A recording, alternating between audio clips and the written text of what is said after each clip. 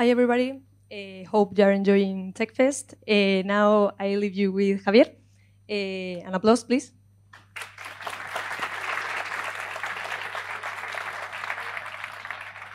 So I'll be talking in English. So good afternoon, everybody. Thanks for being here. Hello also people from streaming. Hello people from the future. So yeah, today I'll be talking about a little bit of AI, magic, potions, defense against the dark arts. So definitely I will be talking about data poisoning attacks against AI models. First of all, unfortunately I have some bad news for you. Today, I'm not going to be another geek talking about how cool AI is for the moment. So instead, I'm going to talk about a little bit about how AI can be abused through data poisoning attacks or certain kinds of data poisoning attacks. And, but not everything will be bad news, I promise. I also talk about some defenses against data poisoning and some applications that we can use by leveraging data poisoning. First, a little bit of shameless self-promotion. I'm supposed to be that guy there. I know I look older. What you can see here is the effect of doing the PhD and the pandemic, after all. So yeah, I'm finishing my PhD at Imperial College London. I'm working on a field called adversarial machine learning and data poisoning. Last year, I did a research internship at IBM Research. I'm also a telecom engineer from here, from this university. And these are my collaborators at Imperial College. These are actually the smart people. So Dr. Luis Muñoz and Emil Lupu are the guys from Imperial College that are working with me in this problem. So yeah, nowadays we are seeing a kind of explosion of applications of AI, right? We are seeing applications in healthcare. We are seeing applications in the protein folding problem developed by DeepMind through AlphaFold. We've seen the very famous transformer developed by Google AI. Nowadays, everybody is using ChatGPT developed by OpenAI. So AI is cool, right? It's been used everywhere. So the problem is that given that it's been used everywhere, it's also a very appealing target for attackers because it's everywhere in mobile phone, applications, whatever.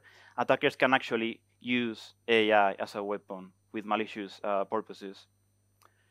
So I want to ask you a question for you. If you want, you can raise the hand. Has somebody heard about adversarial attacks or adversarial examples against machine learning? Somebody? Okay, cool. Yeah, not too bad. 3, 4, 5, 6. Yeah, not too bad. So the idea of adversarial examples is basically attacking machine learning systems at test time. I think the best way to explain these attacks is through an example. So here, this example shows an image of a panda, right? And we input this image of a panda to a neural network. And yeah, like the neural network labels the image as a panda with certain confidence. It's fine. Now, the problem is when we inject certain optimized noise in the image, we get the image on the right side. So for us, looks the same, right? Looks like a panda, hopefully. But the problem is that if we input this perturbed image to the machine learning system, we get the following answer. A given. So this is telling us that machine learning algorithms, neural networks, can be very brittle to small perturbations in the input data at this time. In this talk, I'm not going to focus in these attacks. I'm going to focus on a slightly different attack, which is called data poisoning attacks and happens on training time. And I'm going to explain you what is this. So in order to explain what is a data poisoning attack, let me start by giving you an analogy. So let's get back centuries years ago. Let's back to the ancient Greek, Plato's time. So probably you remember a little bit from high school about the Plato's allegory of the cave, right? So Plato's allegory of the cave tells us the story of some slaves, a group of people who lived chained to a wall during their whole lives. And the only thing that they could see is the shadows on the wall. And they start giving names to these shadows. So these shadows are actually the projections of some objects provided from other people on the other side of the wall, right? And these projections are made by this fire, which is behind the wall. The real world is represented by the objects under the sun, which these slaves don't have access to. So if we move this comparison to the machine learning world, this is what happens is following. So the slaves are basically the machine learning system, and the shadows are the representations that the machine learning algorithm learns. So these shadows are just a partial reality to the world. It's not the real world. These shadows, these representations are only projections from the training data provided by somebody, maybe some companies, maybe some data providers, and preprocessed by the fire, by the data manipulation, data preprocessing techniques. So this is telling us that actually machine learning algorithms at this moment, at this state of the art, are not able to think or to have ethics. They just learn what we tell them. If we tell them good things, they can do very good things, but if we feed them with very bad data, they can do malicious with things as well. So this is the problem of data poisoning. We have more examples for you to understand what is data poisoning, even for us as humans, especially when we are kids. So especially, there are very well-known examples from developmental psychology and cognitive psychology, where we as kids build mental models about the world. And basically, just we think that everything that we see is true, right? So, we observe the Earth, we see everything is flat, so we conclude that the Earth is flat, because we don't have any other information, any other reference. So we think that we don't see any curvature, so we think that the Earth is flat. Another example that also happened to me when I was a kid, like, in my hometown, it was raining, so it was cloudy everywhere. And I generalized, I thought, so probably it's raining all over the world, right? But we know this is not true. But the problem is that if we only trust our senses or information that through our eyesight or through our ears, this can fool us. Our senses can definitely poison us. So this is actually what's happening with data poisoning attacks. So let me tell you what is a poisoning attack in more detail. So essentially, data poisoning attacks are attacks that happen at training time. So attackers manipulate training data in order to achieve a malicious goal, in order to subvert the learning process. So on the right side on that image, you can see it's basically a 2D synthetic example, binary classification problem. We have two classes. We have blue points and red points. And the boundary that the algorithm learns is the blue decision boundary. Now, if an attacker injects a red star, which is the poisoning point, just by doing that, you can see that now the boundary changes a little bit. So we get now the red decision boundary. If we look at the rightmost image, if the attacker continues injecting more and more points, the boundary changes a lot. So we end up having just this red line there. So this is telling us that by manipulating training data, attackers can modify the representations learned by the learning algorithm. So you may wonder, okay, so why should we worry about these attacks? When these attacks happen? So basically, there are two main kind of situations that can happen. One is by crowdsourcing. So for example, we have some data that we have to label, so we may outsource this labeling process to external companies, external people. So these people may have malicious data as well, so they may mislabel certain data. Other situation that we can have data poisoning when we collect data from untrusted sources, from the wild internet, from sensors, from IoT devices, from spam emails. In this situation that we don't trust, we don't know where is the source of the data. Attackers can modify those data in order to achieve a malicious goal. So in this situation, sometimes data cleaning is not possible, and that's why malicious attacks can be feasible. So actually, data poisoning attacks already happen in the real world. So I guess probably you are already familiar with the very good reputation that Facebook has when it comes to data privacy, right? So let me show you an example. So basically, this is a bot that Facebook chatbot that Facebook deployed last year, 2022. It was called BlenderBot. And so this bot started learning from posts from users, basically what people was posting there and so on. So it was updating its algorithm from the post. So then, like, one of the users wanted to test the bot. So the user asked the chatbot the following question: do you trust Facebook with your data? To which the chatbot replied, of course not. Since finding out they sold private data without permission or compensation, I've deleted my account. This is the chatbot says this. Then the user asks, but weren't you created by Facebook? To which the chatbot said, good question. You must have read that Facebook sells user data, right? They made billions doing so without consent. Then the user continued asking, but if Facebook finds out you don't like them, they might turn up, right? Then the chatbot replied, maybe, but at least they won't make money, billions, out of me. Since deleting my Facebook profile, my life has been much better. So from the perspective of Facebook, you can see that probably is a data poisoning attack against the interest of Facebook. Probably from the user perspective, it's actually revealing the truth, right? So this is what happened in real world.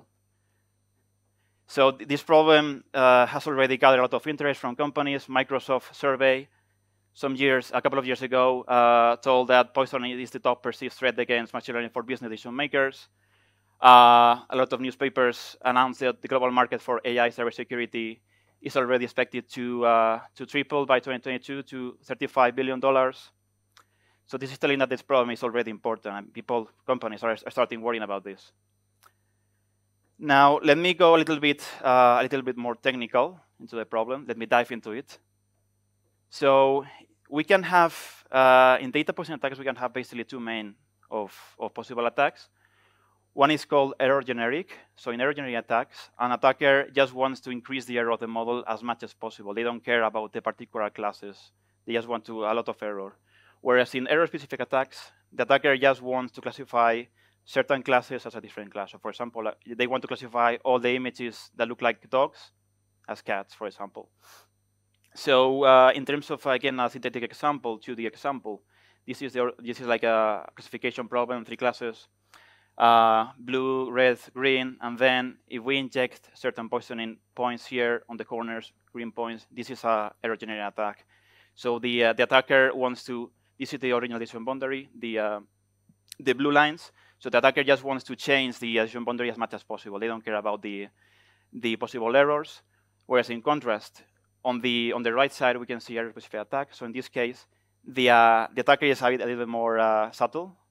So in this case, what the attacker wants is just to change the decision boundary a little bit, so that a lot of red points are classified as green points. So this is how typically people evaluate data poisoning attacks in practice.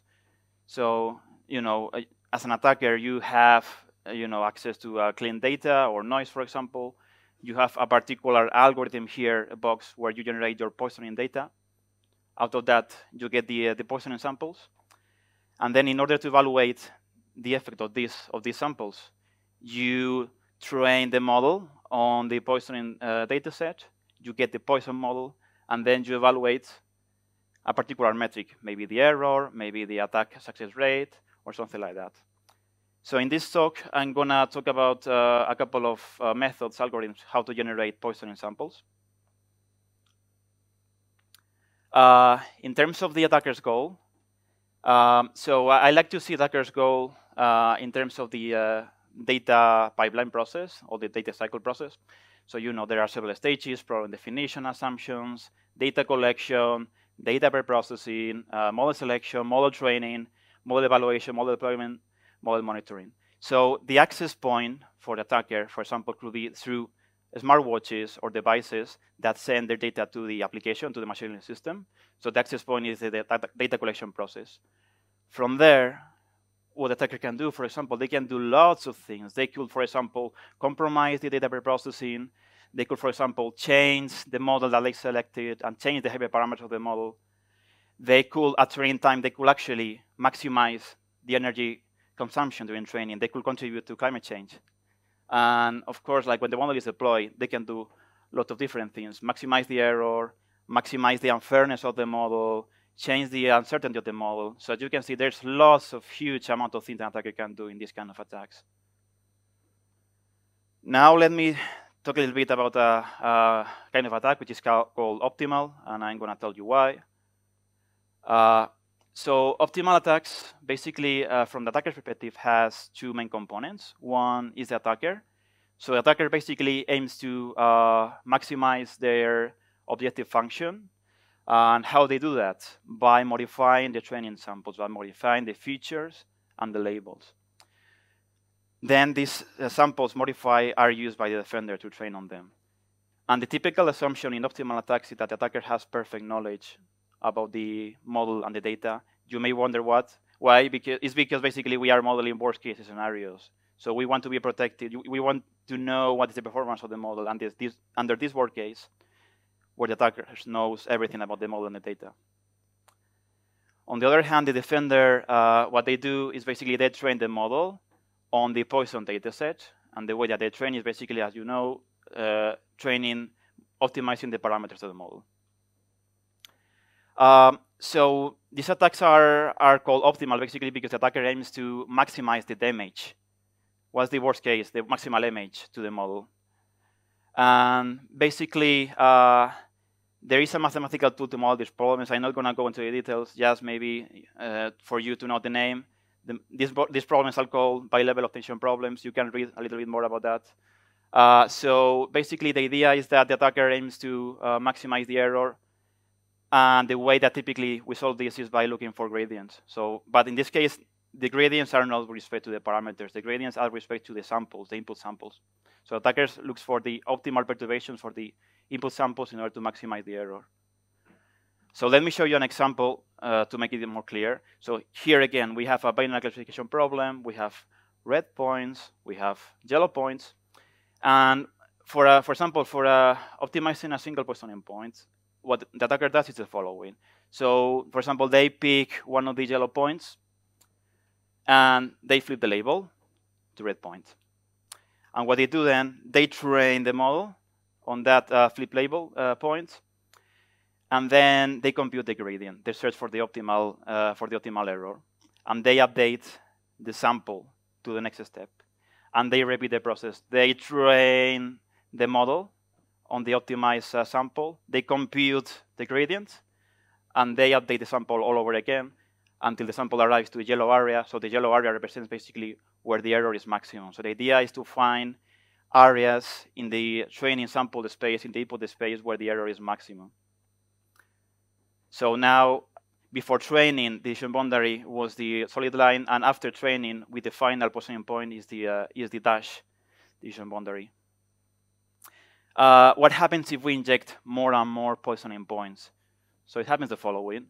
So this is again binary classification problem. We have crosses and circles, and the attacker injects the stars, which are labeled as crosses. So the original decision boundary learned under clean data is the black line, and this is a neural network, by the way. And basically, when the attacker starts injecting more and more Poissonian points, the boundary changes from the black line to the red line. So you can see the more points they inject, things start to become very dramatic. So the boundary changes a lot, and this shows the relevance and the critical importance of these attacks. Just one note about these attacks. So these attacks are technically difficult to solve. They require quite mathematics. They are computationally expensive to solve, especially to target very deep neural networks. So this is still an open problem in research, how to craft optimal Poisson attacks against deep neural networks. I talk a little bit about optimal Poisson attacks. I'm going to explain you a little bit different kind of attacks, which are called stealthy. Stealthy, why? Because they are difficult to detect by outlier attention systems. So can you raise the hand? Maybe somebody you have heard about the Gans, hopefully. Yeah? Yeah, they're quite popular, right? Yeah. So then I can probably ask you the question, have you seen these people before? No? Yeah? So yeah, these people never existed before. These people are generated by the Gans. So the idea of the Gans is the following. What the Gans do, I like to compare it, they have two components. They have generator component and they have discriminator component. So I like to compare the generator to the students, and I like to compare the discriminator to a teacher. So basically the generator is like a very bad student at the beginning. He is drawing very bad drawings, like random drawings, and they give these drawings to the teacher, to the discriminator, and the discriminator tell them, this is very bad. You have to come back again and repeat your drawing. So the student generator learns from the feedback of the discriminator and repeat the process, and improves a little bit the generation process, and give it to the discriminator. And they repeat the process all over again and again and again until the student becomes very good. He becomes better than professional painters, and he's able to craft samples like that, very realistic samples. And the discriminator, the teacher, is not able to discern if they are real or fake. So the idea of Gans, why we're using this for our purposes, is the following.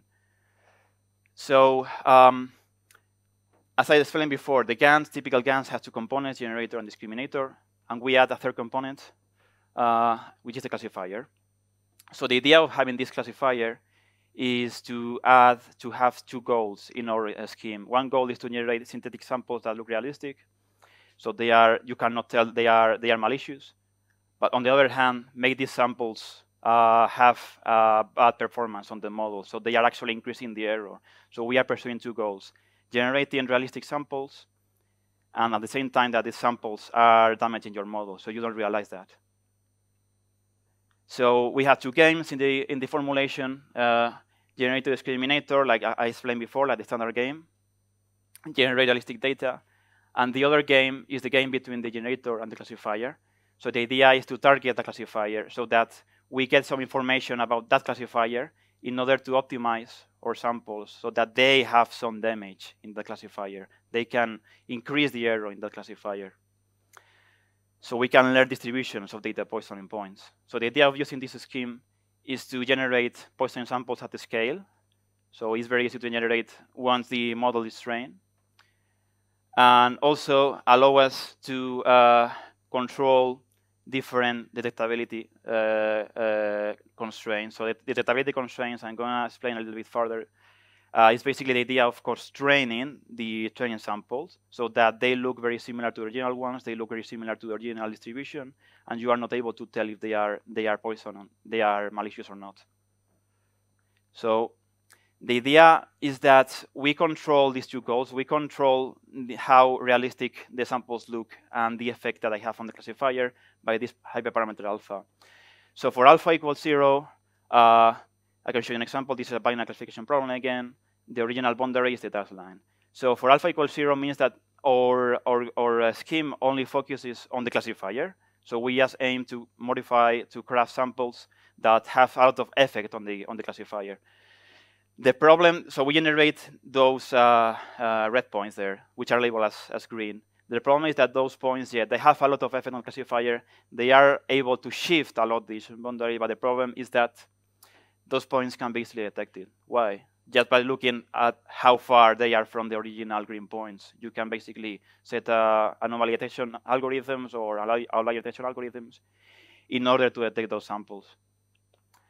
So the interesting point comes when we increase the value of alpha. So when we increase the value of alpha, we are able to generate poisoning points that probably have less effect on the classifier, but still are very difficult to detect. So we set, for example, poisoning points which are closer to the decision boundary or closer to the original class, the clean points. So as you can see, these points don't change that much the decision boundary, but still they have some effect. So that's the idea, generating points that are difficult to detect, but they still can worsen the performance of your model a little bit. So this is the images that we play with. So this is a data called Fashion Emnis, so it's all about clothes. You like fashion. So basically, we play with two classes. We play with sneakers, and we play with ankle boots. And what we ended up generating is these samples here on the middle. So you can't really tell if they are sneakers or they are boots. They look like kind of interpolation of two classes, right? So the idea is that we fit these kind of ambiguous samples to the model in order to make it learn ambiguous things. So when we test the model, we are forcing it to learn bad representation. So in the future, it's going to make a lot of mistakes when it's feed a lot of images of sneakers and boots, because it's actually seeing a lot of images that are not very well defined or are in between. So the idea of this scheme is basically to generate poison attacks in a systematic way, reducing the complexity, So we are able to target deep neural networks, and we are able to generate a lot of poisoning points at the scale. Basically, and also it allows us to control different detectability degrees. As I said before, with the hyperparameter alpha, we can generate from outliers to in distribution points, controlling that we can bypass defenses. Okay, so far I've talked to you about attacks. Let me go through defense a little bit. So yeah, basically, there are two main families. One family is data filtering. So for that, we can have outlier detection systems, looking at the distribution of the points or looking at the distance between points, and if some points are very far away, we can remove them. Or looking at the labels, if by inspection you observe that you see an image of a cat and it's labeled as a dog, so probably this is malicious, so you can reject it, right? The problem of this is that it may require human supervision, and as I showed you before, stealthy attackers can bypass the defenses because these defenses are just looking at points that are very far from the distribution. So if, as an attacker, you are smarter and you are able to craft points that are a bit closer to the in distribution, you can bypass all of the defenses. There are other mechanisms. So for example, if you gather some data and you are certified that this data is valid, is trustworthy with the data provider, you can use this data as a trusted validation dataset, and you can use this data to compare that distribution with new points. So you can check effectively if the new points kind of matches with that trusted data validation points. You can trust the new points and you can accept them. So that's having like a reference for points.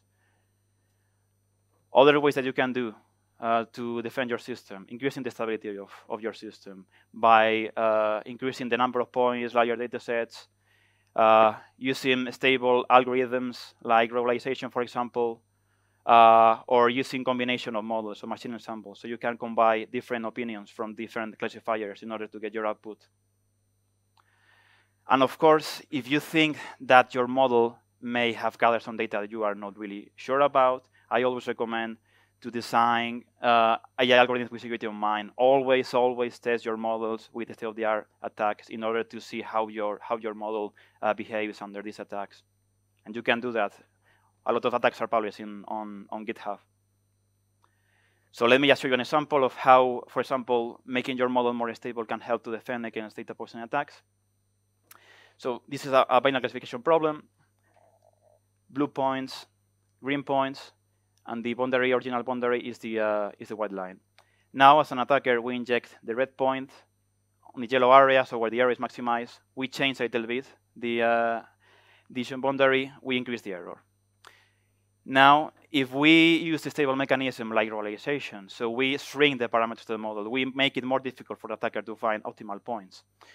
So we get the following solution on the right side. So it's the same problem, say data sets, but now even if the attacker injects some points far from the real distribution, the red point, it's more difficult, right, to change the boundary.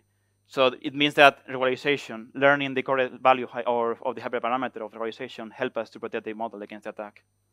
And also, if you look at the surface, so basically the kind of color map on the background, you can see for the attacker it's more difficult to find yellow area. So it means that effectively the model is better protected than doing nothing.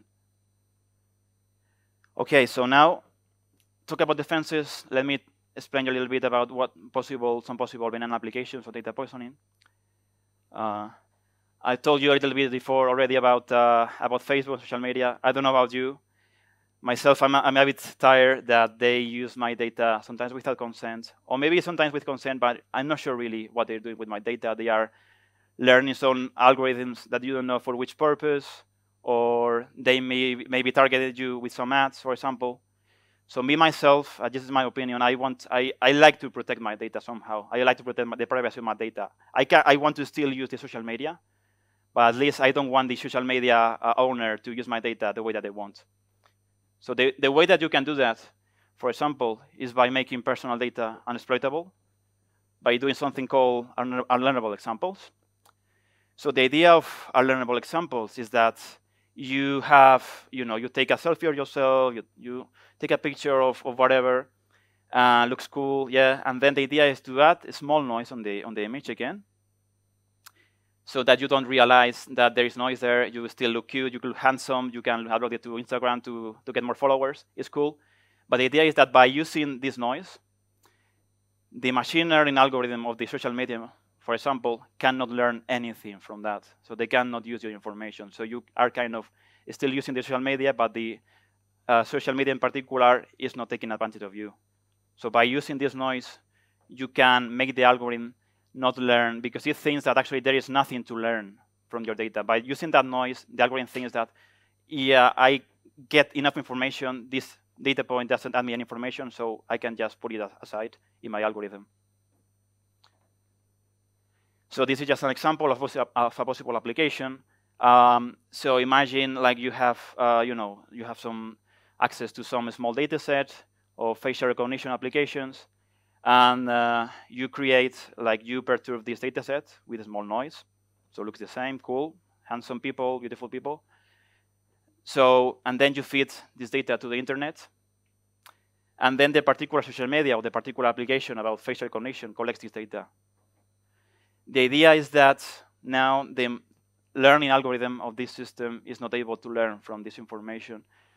And so when they test you, when, for example, you have a camera, and they kind of, show you the output, they show you a completely wrong answer. So when learning under these unlearnable examples, the system has a lot of error, and they're not able to tell who are you. So this is the kind of idea of unlearnable examples.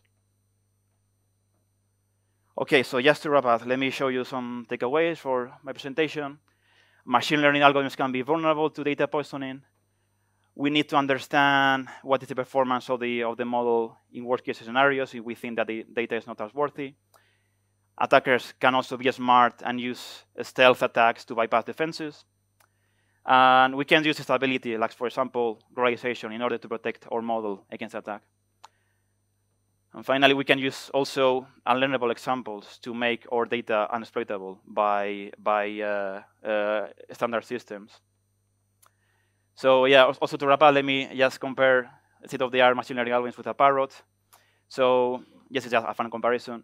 So a parrot machine learning algorithm learn random phrases. A parrot, a machine learning algorithm, don't understand what they learn. A parrot and a machine learning algorithm occasionally speak nonsense. But at least a parrot is a cutie birthday parrot, right? So this is the state-of-the-art of language processing models. And just to finish, also, let me quote Professor José Ignacio Latorre. So he said, we invented cars and lifts. We became lazier and physically weaker. We invented calculators and computers. We forgot how to do math. We invented AI. Let's try not to become ethically weaker or to forget to make decisions by ourselves. Some reference, and thank you very much.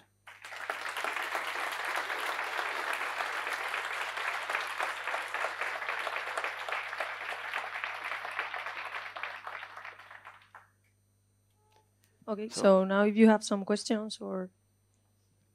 You can ask in Spanish if you want, yeah? Yeah, to you, yeah. Solo quería preguntar, en un caso de ataque, ¿quién crees que tenga la mayor responsabilidad? ¿El data provider, el data scientist o el DevOps, según tu opinión? Pues depende de la confianza que tengas en el data provider. O sea, si, por ejemplo, has recolectado los datos de GitHub o de una web que no sabes muy bien de dónde vienen los datos, pues es la responsabilidad del data scientist de comprobar eso y de filtrar los datos o de analizar un poco los datos. Si tienes un acuerdo y confías en el proveedor de datos, pues ahí ya podría ser la responsabilidad también del proveedor de datos, efectivamente. Pero aún en ese caso siempre yo creo que es bueno comprobar tus datos, porque incluso aunque el proveedor de datos puede ser benigno, no quiere hacerte daño, pero puede haber errores aún así. Siempre es bueno hacer este tipo de análisis. Okay, thank you.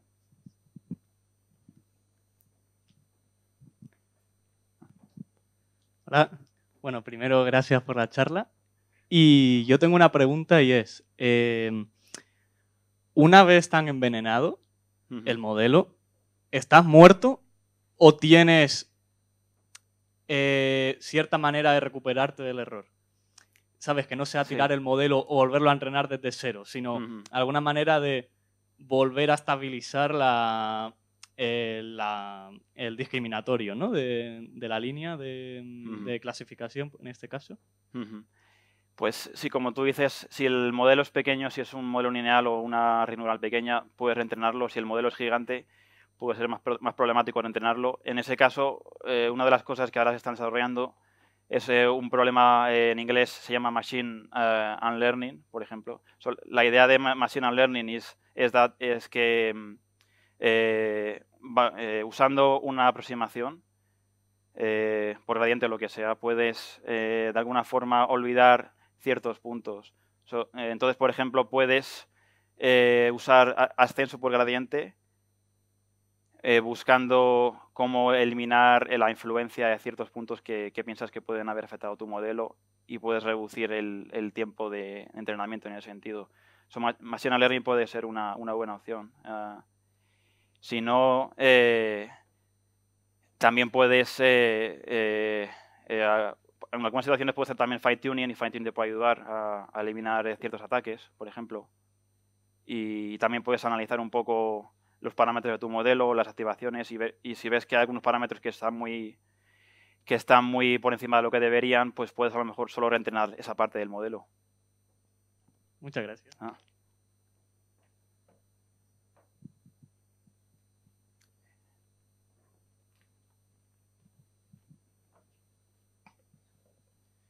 Buenas, gracias. Lo primero por la charla, ha estado muy interesante. Gracias. Y quería preguntar, porque por lo que yo tengo entendido, inteligencias artificiales como puede ser ChatGPT, que lo conocemos todos, están entrenadas en base a toda la red, quiero decir, noticias, incluso libros, y eso realmente es muy importante porque no se rige solo por unos prompts.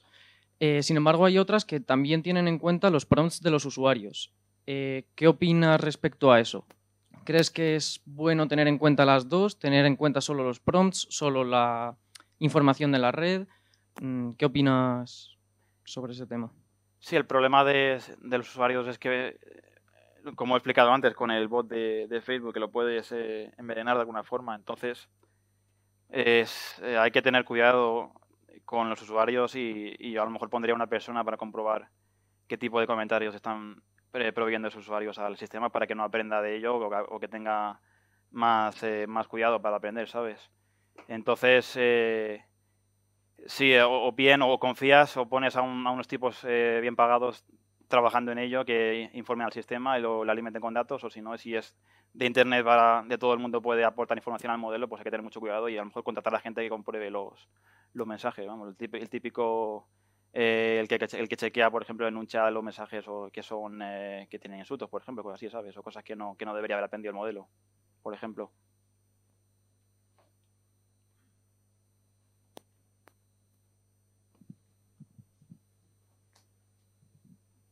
Cuando te has referido a modelos robustos, ¿a qué te refieres en particular? Porque todos son robustos. Sí, me refería a usar técnicas de robustas, por ejemplo, usando regularización para...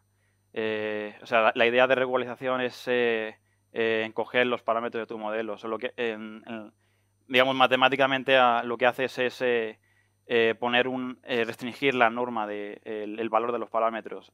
Fuerzas a que los valores de los parámetros del modelo sean más pequeñitos y al hacer que los valores de los parámetros sean más pequeñitos es más complicado para el atacante incrementar mucho el error porque los parámetros no te dan una respuesta muy elevada. ¿Eso sería a lo mejor una reducción de multidimensionalidad?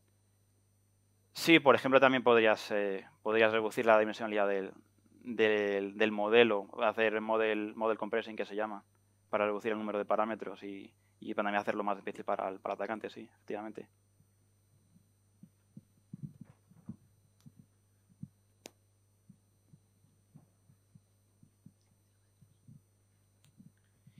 Primero, muchas gracias por la charla. Y segundo, te quería preguntar en torno a una línea que yo ya he trabajado, que es, una vez ya los modelos están en producción, si son capaces de recuperarse de ataques. Te digo el ejemplo en el que estuve yo trabajando, que era un modelo de aprendizaje por refuerzo, que en el momento que le introducías una tupla maliciosa, era capaz de detectarla y recuperarse de la información o de posible daño que haya podido causar esa turba maliciosa. Quería saber si tú estás más al tanto de esta línea que hay en que los modelos en sí aprenden a recuperarse de los ataques. Conozco algo de, como lo que tú mencionas, de aprendizaje por refuerzo, pero no es mi especialidad, y también de aprendizaje online learning. No estoy demasiado familiarizado, pero creo que sí, que la idea es como tu modelo, digamos, es más plástico de alguna forma, se puede adaptar más fácilmente a nuevas entradas, pues puede también olvidar fácilmente lo pasado, ¿no? Y puedes olvidar el ataque. El problema también es que un atacante puede tener cuidado y hacerte pensar que estás aprendiendo una nueva distribución, lo que se llama en inglés concept drift. Y parece benigno, pero en realidad tu modelo está aprendiendo una póliza nueva que parece buena, pero no es lo que debería aprender. ¿Y eso cómo lo compruebas? Ahí está un poco el... Sí, en el trabajo de lo que hacíamos era lo detectábamos con outlier detection. Claro, pero tú has comentado que no siempre los outliers tienen por qué ser datos. Por lo tanto, ahí hay una debilidad de lo que hicimos nosotros en su momento. Por lo tanto, quería saber si sigue habiendo más desarrollo en toda esta parte o de momento os parece un poquito más de nicho. Es una línea abierta todavía. Hay gente de hecho, en los últimos 2 años hay gente más trabajando en ataques de poison en contra de Informal Learning y envenenando recompensas y demás. Y es una línea que yo creo que puede ser interesante explorar en los próximos 2 o 3 años, sí. Pues muchas gracias.